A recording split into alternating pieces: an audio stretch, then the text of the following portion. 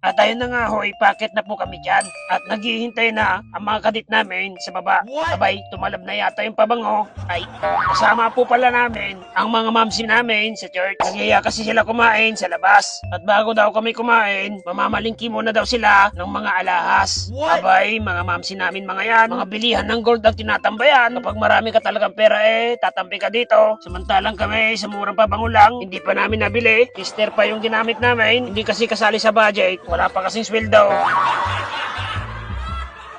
Abay, dito na lang tayo. Sa pantalon, sikanhan, nakasilpa. Kapag hindi mo pa yan nabili sadyang Ilocano ka talaga. Samantalang sina brother, iba yung trip. Abay, baka kayo matuluyan. Baka sa susunod kasama nyo na si Binibining Thailand.